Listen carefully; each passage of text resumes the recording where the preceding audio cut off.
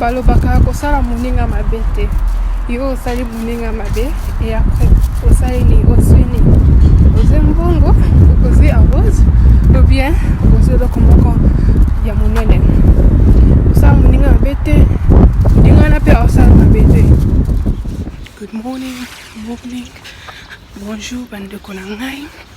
Ndeka bauti komona na video onasalaki na Snapchat na ngai. Tubande kolobela makambo ya kosala moninga mabe.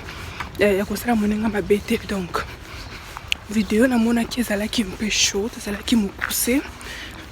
Donc na yesus na ye na bandelango te mena adbe mo na kati na mo. Donc kosala moninga mabe bandeko na ngai ezali vraiment important. Eza important. Yo lingi osala moninga mabe et yo pozo kanisa ke envie na yo ezala bien ozo kanisa ke te nga sanse moninga na mabe na lingi ye azala bien te na lingi ye asafa. Wani biso tozala abwe wani kosala moninga mabe te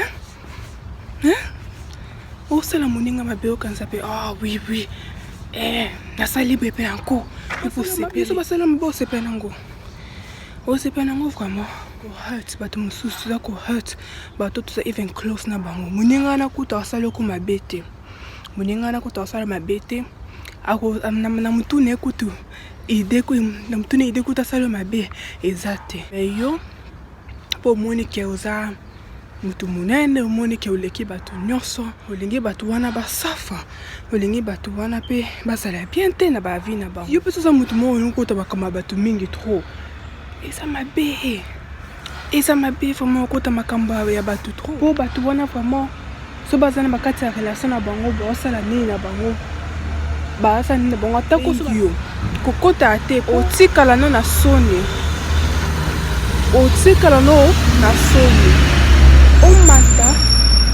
omata okita otika na soni so koti ni na bango. Donc basabe ba famille donc otika no na soni. Donc na okuto sala mutu ana ko mabe kana otepo otika no na soni. Et donc otika na soni eza bien te.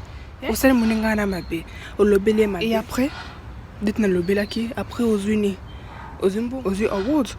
S'il vous plaît, tout ça la bien là-bas, tout ça la bien vraiment, tout ça la bien à each other, hein. Vie où ils ont vraiment, ils ont ya joy te, hein, ils ont ya joy te. Donc ça là bien à moninga na yo, ça la bien moninga na yo, ça ta sœur na yo, sister na yo, ça la bien brother na yo, ça la bien na ye. Pour éviter mutu nini ya ko aider yo un jour, éviter. Donc ne lobby, tout a morning, beautiful day lelo, tout a beautiful day for moi. Yeah, and this is my morning face. Yes. Anyways guys, have a lovely day. I hope this video it motivated you, so keep on showing the love and support. Thank you girls, thank you guys, bye.